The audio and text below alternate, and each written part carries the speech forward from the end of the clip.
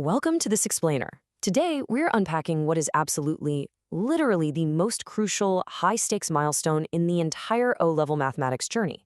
We're zeroing in on a very specific, incredibly intensive 4-hour combined lecture. This isn't just your standard syllabus day.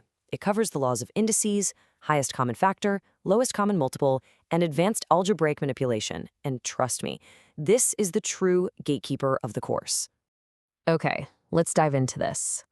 What exactly separates a passing math grade from a failing one? It's the ultimate question, right? Every student and teacher asks it.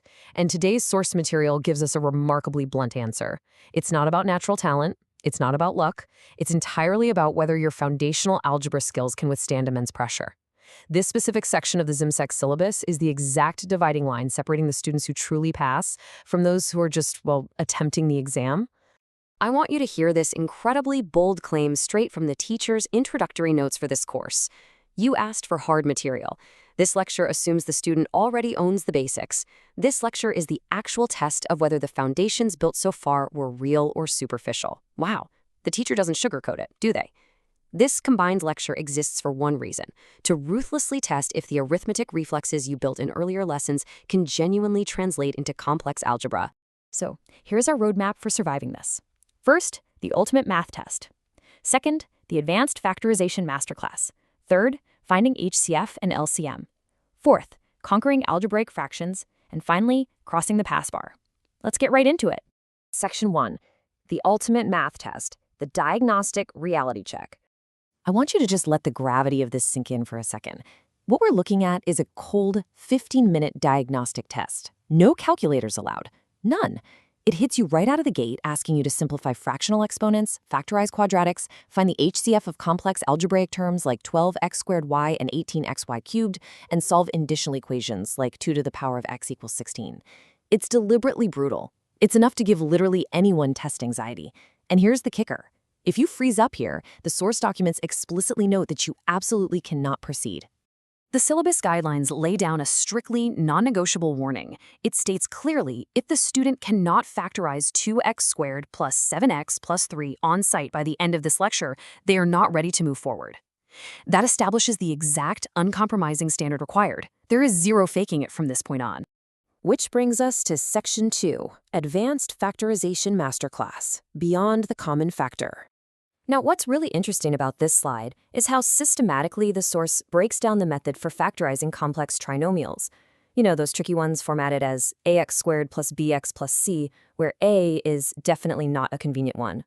It outlines a highly effective 3-step product sum method, sometimes called splitting the middle term. Step 1, you multiply a and c. Step 2, you find two numbers that multiply to give that exact product, but they also have to add up to give your middle number, b. Step 3, you rewrite that middle term using those two numbers, which then allows you to factorize by grouping. It's an elegant, totally foolproof algorithm if you just follow it correctly. Let's look at how this methodology actually operates in practice. Notice how a complex trinomial like 2x squared plus 7x plus 3 is split into 2x squared plus 6x plus 1x plus 3. It's then grouped and perfectly factored into x plus 3 times 2x plus 1. Boom! But at the same time, the curriculum demands you recognize special patterns instantly on site. The difference of two squares, like x squared minus 25, needs to automatically become x plus 5 times x minus 5 in your head, with zero hesitation. Visually locking in these patterns is an absolute game changer for saving time on what comes next. But be careful, because it is a minefield out there. The source document explicitly warns of two very dangerous pitfalls. First is the trap of guessing brackets for complex quadratics without actually writing out that systematic split middle step. If you guess, you are going to fail under pressure, for sure. Second, watch out for sign errors during the grouping extraction, especially when you have to pull out a negative common factor in that second pair of terms. Literally one wrong plus or minus and the whole shebang collapses. Okay, moving to Section 3, Finding HCF and LCM, the rules of algebraic expressions. And this brilliantly illustrates the core logic rules you simply must memorize. Even though they're concise, students mix them up all the time. Check this out. To find the highest common factor, you take the lowest power of the common factors. But for the lowest common multiple, you have to take the highest power of all distinct factors present. It sounds simple, right? Well, it actually requires a super deep conceptual understanding to execute properly when those variables start piling up. Let's walk through this direct example right from the lecture notes. Look at expression 1, x squared minus 4. Expression 2 is x squared minus 4x plus 4. You can't find the HCF or LCM in this raw state. The absolute mandatory first step is to factorize completely. So expression 1 becomes x plus 2 times x minus 2. Expression 2 becomes x minus 2 squared. Now we apply the rules. The only common factor is x minus 2, and its lowest power is just 1. So the HCF is simply x minus 2. Easy.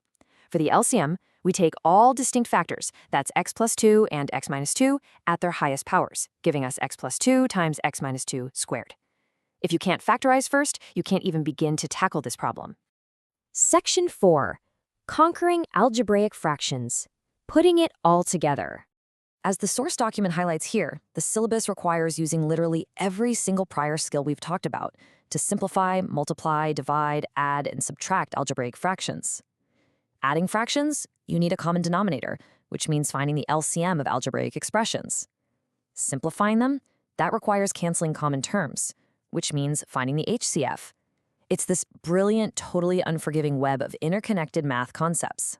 So, the crucial point is that all the mathematical scaffolding we've built up to this exact moment, the diagnostic reflexes, the split middle method, the special patterns, the LCM rules, they all culminate right here. If you have even a single crack in your ability to factorize, your algebraic fraction will be wrong. It's that simple. Finally, Section 5, Crossing the Pass Bar, the Standard of Mastery. Here is the intense checklist required to actually survive this curriculum. You ready? You must factorize simple and complex trinomials. You must recognize special patterns on sight. You must be able to group four-term expressions. You have to find the HCF and LCM of those expressions, simplify algebraic fractions, and even solve indicial equations that reduce down into quadratics. And the ultimate metric, the true test, you have to score 90%, that's at least 18 out of 20, on the final mixed mastery test, completely unaided, no safety nets. Let's move to and see how this builds the actual visual checklist straight from the source document. We're showing this to prove the standard hasn't been exaggerated. This standard of mastery is real. These formidable tasks prove that this course operates on a strict mastery system. Nobody, and I mean nobody, moves to the next topic until they have genuinely earned it. So we've unpacked the most pivotal lecture in the syllabus. You've seen the methods, the pitfalls, and the exact pass bar required for success.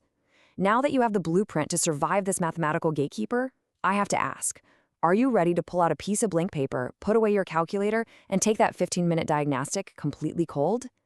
Thanks for joining me on this explainer, and I challenge you to go test your algebraic scaffolding right now.